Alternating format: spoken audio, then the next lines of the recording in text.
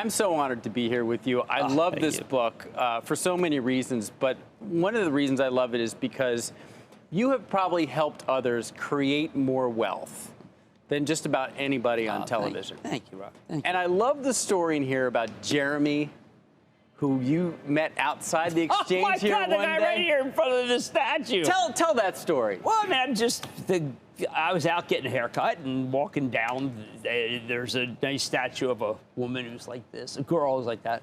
And he was looking at her, and he turned around, and his wife was pointing at me. And he said, "Oh, my God, it's you, it's you, it's you." And he did something that I find is what happens at my wife's mezcal signings. It is very frequent that they have their statement. Now, he had his thing. To bring it with him? He had, he had a cell phone all set, and it had his cost basis, which I love. I always love to see the basis, and had what he had. So he had you knew how little he put in, and you saw that he had a couple mil, and you knew that his wife had retired. He's trying to figure out what to do with his life. A couple million of NVIDIA stock. Just NVIDIA. That he said he bought because of Jim Cramer. Absolutely, boy, because I named my dog NVIDIA. Now, what's interesting, he wasn't being undiversified. It just happened to be a position. He put a certain amount, like he had a couple of other positions. He put some money into it, and he let it ride because I said let it ride. And then he took some cost basis out. But what was incredible was there he was. He was hoping to see me to thank me. And there I was. And I typically don't have a lot of time to be able to go out because I got these two shows. But he just, and nobody cried this time. I had a lot of criers. I had 2 criers last week. 2 people who just burst into tears because they got to meet the person who told them about it. And I always say the same thing, which is, look, I happened to stumble on Leonardo da Vinci in the form of Jensen Huang. And I knew, and it was out of desperation. He literally said, "No one seems to understand what I've got here." I said, "No, I do. And I'm going to do something radical. I am going to rename Everest NVIDIA, and I'm going to tell everybody. I have some great NVIDIA cufflinks of my dog. But I should wear them tomorrow." But the other thing about NVIDIA is, there's that you got to meet Jensen, and he showed you the way at that point. But you had been doing work, even, I guess you had looked at Best Buy and noticed that they were using NVIDIA chips. And then you were at an Audi dealer. The Audi deal. So my executive producer, Regina, was there, and she said, "Will you let the guy alone?" No, I wanted to know. Because when people say, "Oh, the technology's good," that means nothing to me. Who is behind the technology? And NVIDIA shouldn't have been in that Audi. They shouldn't have been. They're supposed to be in your PlayStation. But the amount of detective gumshoe reporting that you do before people say, okay, Jim Cramer can get to meet Jensen Huang, so therefore he sees the potential of this before everyone else. But the amount of reporting and detective work that you do even before that with every stock. Well, you have to. Can everybody really do that? No, okay, well, let me tell you. You have to have a bit of stamina, but you have to recognize these people. Look at the people the stories that you tell of wealth. A lot of these people have great wealth, but they work really hard, and they're owed the respect, and the homework is the respect. So the respect is not good to see you, and the respect is not how were you at Wingfoot this weekend? Oh, no, I played Piping Rock. The respect is the homework about their company. Right. And I've got to tell you, when I see people who are not willing to do the homework, and I know a couple that wouldn't do the homework, I said, you insult them. You insult them by asking them how their kids are without knowing how their company does.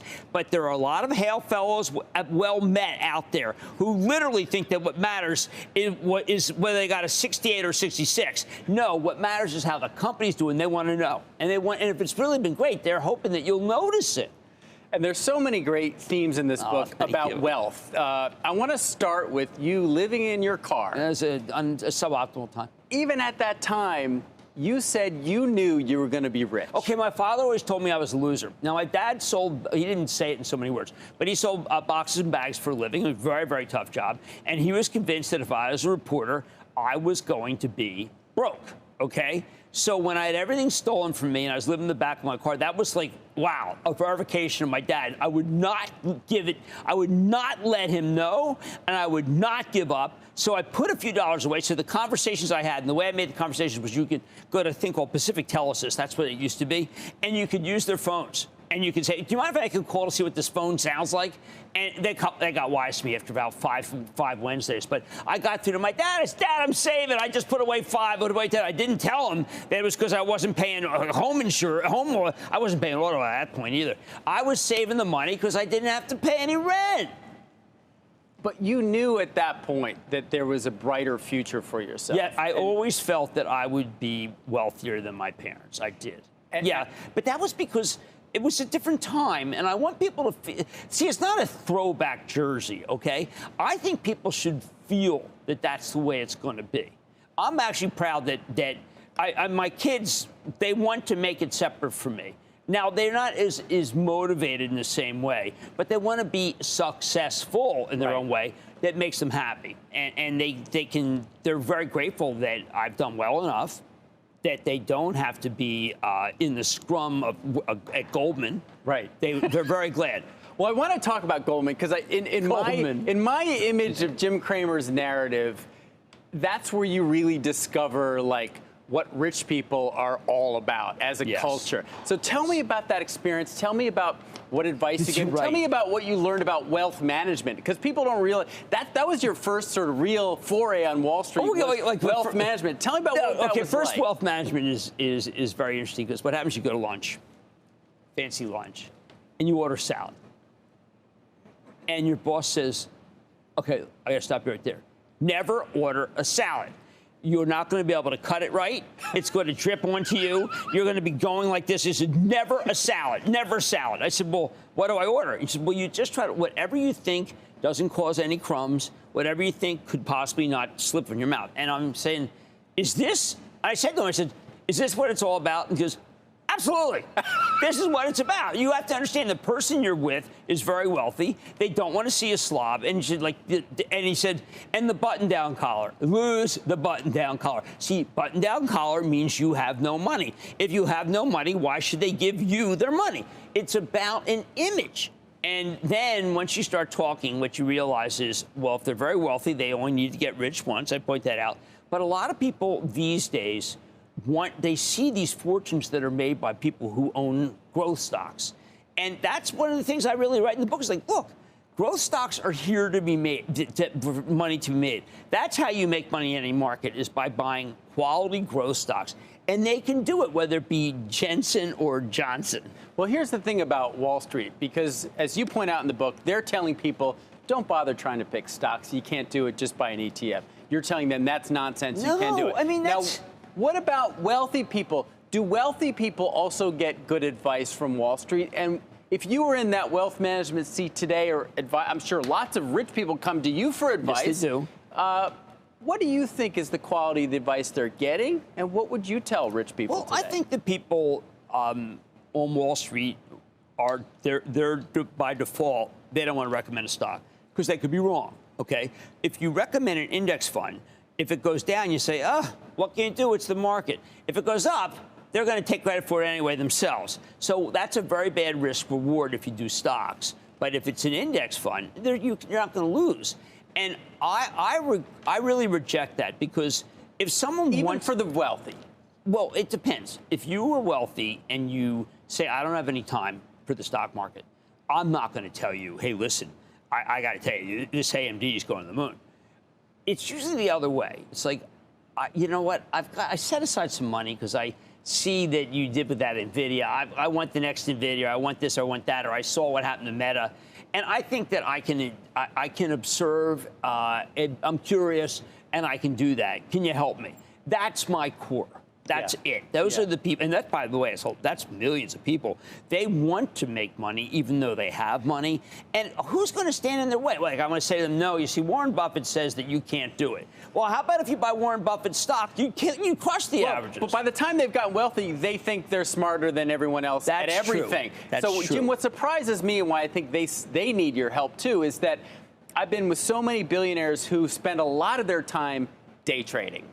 or trading stocks. True, they do. Have you seen that as well? I have. Now, one just told me the other day they'd gotten my book and realized that he should just have 5 stocks and not any more than that, and that he can speculate on one. And he really liked that because he needed to put a limit, because it was almost like he was jonesing for stocks. And he runs a very big company. And I said, listen, you just pick your 5 and hold them, because you're caught up. You're caught up. And a lot of, look, the stock market is incredible fun. Now, they have all these double and 2x and 3x stuff. Those are bad. And anything that is an ETF of speculative stuff, those are just created to take your money. You have to understand. Well, here's another thing, Rob. People don't realize how cynical Wall Street is. They create a lot of junk in order to be able to take your money. I mean, that's what it is. They take your money. I mean, look, you don't get a car when you buy, you get that stuff. When you go to a car dealer and you buy a car, you get a car. When you go to those guys, you think you're buying something? You're buying something they created to take your money. Right. But they somehow are sainted, and I hate that, too. What about this whole push with particularly the wealthy, but now it's going to move down to 401ks with alternatives? So they want to sell you private credit. And what they say to you is, forget about the stock market. It no longer represents the economy. It's only 10 stocks that are driving 80% of this market, and you're not therefore truly diversified in stocks. And the returns on private equity and all these other alts have been better over time. What do you think of that? Well, I don't like to ever recommend something that I don't really know and don't know what it is. And that's the definition of this kind of piece of paper. So I can't. I mean, I always tell people, look, my discipline is, if I can get all the reports and look at it and analyze it, then I can make a judgment. But you can't with that stuff. So private credit, what's in that stuff? I don't have any idea, and so therefore I think it's irresponsible for me to say I think you ought to be in private credit. I can't analyze it. I often joke about that with David Faber, by the way. Yeah. I said, let's go buy some private credit. I mean, what is that? I mean, it's only a $2 trillion business. Let me get some private credit in there. No, I mean, you got to be able to analyze it. And let's say your broker says, look, I think you should do it. I think you have to be, hackles up. I mean, I think that's the kind of stuff that could hurt you. And then they can claim, hey, look, I'm sorry, it was private credit. I don't want to do any of that heads I win, tails you lose thing. I don't want to ever have people say, hey, I don't know what that was. Here's what I hear a lot from family offices, they're the private investment firms, they're really wealthy families, and the sort of 100 millionaire types, is that stocks are for not losers, but the everyday public. Absolutely, I feel that way. The good stuff is the stuff that they hear about with their country club buddies that they can do a direct investment in, or they can do this complicated structured deal as a general partner along with a private equity.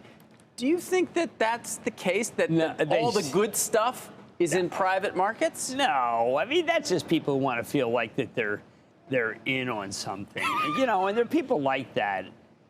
You've heard that, though, right? Oh, absolutely. Absolutely. There's a great short book called Appointment in Samara by John O'Hara. And there's a country club scene. It's in Pennsylvania. Country club scene where they're all talking about the things where they really know.